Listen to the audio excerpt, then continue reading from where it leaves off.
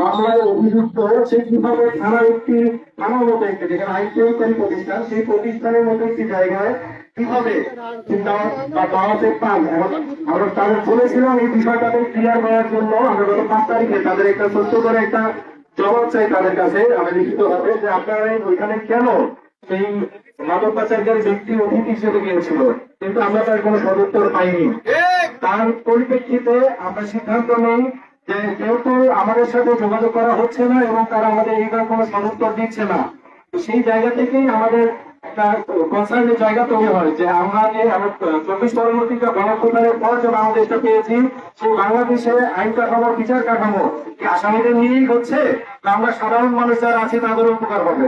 তো সেই জায়গা থেকে আমরা কিছু দাবি মানববন্ধন যেহেতু করেছিলাম, আমাদের উদ্দেশ্য ছিল না মানববন্ধন করা, কিন্তু যখন আমরা তাদের কাছ থেকে কোনো সদুত্তর পাইনি, সন্তোষজনক ব্যাখ্যা পাইনি, তখনই কিন্তু এই আমরা মানববন্ধনের দিকে গিয়েছিলাম। এই মানববন্ধন থেকে আমরা 5টা দাবি উত্থাপন করছি সম্মিলিত ভাবে। এই দাবিগুলো হচ্ছে, 1 নম্বরে তাকে দালাল মুক্ত করতে হবে এবং এই দালাল মুক্ত করবো এই সিদ্ধান্ত শুধুমাত্র মুখের গুজরি না, বাস্তবে পরিণত করতে হবে। 5 তারিখ পূর্ববর্তী সময়ে কাশিমপুর থানার মতো 5 তারিখ পরবর্তী সময়ে থানা কার্যক্রম যেন একই না হয় সেদিকে বিশেষ নজর দিতে হবে। যে কোনো এজাহার তদন্ত সাপেক্ষে মামলার দিকে নিয়ে যেতে হবে। 4 নম্বর, কিংবা থানার সার্বিক পরিস্থিতি নিয়ন্ত্রণে বর্তমান অফিসার ইনচার্জ এর অদূরদর্শী ও অপরিপক্ক সিদ্ধান্তের জন্য বদলি এবং স্বপদমর্যাদায় বহাল রাখা যাবে না। 5 নম্বর, মানব পাচারকারী মামলার অভিযুক্ত আসামি কর্তৃক দেওয়া হুমকি থামিয়ে তদন্ত সাপেক্ষে ব্যবস্থা গ্রহণ করতে হবে। আমরা এই 5টা দাবি জানাচ্ছি। এই 5টা দাবি আমার মনে হয় যে যুক্তিসঙ্গত, এবং এই 5 তারিখের পর আমরা যেভাবে থানাকে চেয়েছি, একটা আইন শৃঙ্খলা বাহিনীকে চেয়েছি, আমার মনে হয় যে এই 5টা দাবির মধ্যেই সবগুলোই অন্তর্নিহিত। পবিত্র রমজান মাসে আপনাদেরকে এত ব্যস্ততার মাঝেও আপনারা নিজেদের কাজ রেখে এখানে এসেছেন, এজন্য নিম্নদেবের পক্ষ থেকে আমরা আন্তরিক ধন্যবাদ জানাই। পাশাপাশি আজকের এই যে মানববন্ধন, এই মানববন্ধনের পিছনের যে বিষয়টি শাকিল বলেছেন যে আমাদের সঙ্গে যোগাযোগ করা হয়েছে, আমরা পাইনি।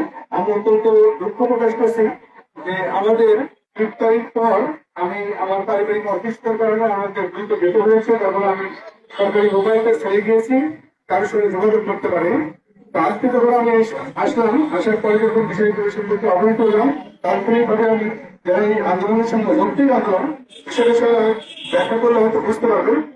তো আমি একাত্মতা ঘোষণা করছি এই কারণে যে আমাদের গত 3 তারিখে আমাদের প্রতি বছরের মতো, আমার চাকরির বয়স প্রায় 20 বছর, আমরা দেখে আসছি প্রতি বছর যখন রমজান মাস আসে আমাদের ঘনবয়সের একটা আয়োজন থাকে যে আমরা সবাই মিলে একসঙ্গে বসে একসঙ্গে ইফতার করি। কারণ আমাদের ব্যস্ততা মাঝে আমার সময় হয় না, তো অন্তত পরে গেলে হয়তো আরো পাবো না, কারণ সবদের ব্যস্ততা থাকবে। এই কারণে আমরা চাচ্ছিলাম যে প্রথমের থেকে যদি আমরা বসে একসঙ্গে ইফতার করি। যেহেতু থানাটা হচ্ছে আমাদের রাস্তার ধারে, এখানে একটা মসজিদ আছে থানার সংলগ্ন, এবং থানাটা হচ্ছে সবার জন্য উন্মুক্ত।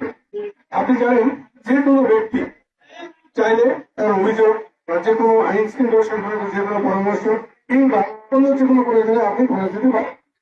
পাশাপাশি ওখানে একটা মসজিদ আছে, কেউ চাইলে নামাজও করতে পারে, এটা ওখানে উন্মুক্ত। এখন আমাদের যখন আমরা সিনিয়র অফিসারদের এবং আমাদের পুলিশ সদস্য একটু ব্যস্ত ছিলাম, এই ব্যস্ততার ভাগে হয়তো কোনো একজন এখানে এসছেন, আমাদের অবসরে ওখানে বসছেন, হয়তো এর মধ্যে থাকে এখানে কিন্তু আপনাদেরকে নিয়ে গেলে দিনবাসীকে নিয়ে আমাদের কাজ, আমরা জানি সেটাই তার পরিচিত। যখন পরিচয় পাইনি আমরা, হয়তো এরকম আমার অবসরে কিন্তু আমাদের যারা কাজ করতেছি তার অবসরে ওখানে বসে উনি আমাদের গ্রেফতার করছেন, কিন্তু এটা আমার জানা নেই। একটু আমরা চিনিও না, তাকে ইনভাইটেশন করা হয়নি। যদি এরকম ইনভাইটেশনের ব্যবস্থা থাকতো, কি তার চেয়ে আমি যোগ্য লোক ছিলেন না, আমরা তাকে ইনভাইট করতে পারতাম না? অবশ্যই পারতাম, কিন্তু আমাদের নীতিতে ছিল যে আমরা কোন ধরনের বক্তব্যের মধ্যে বা কোন ধরনের বিতর্কের মধ্যে থাকবো। আমরা চাই বিতর্কের ঊর্ধ্ব থেকে কাজ করবো।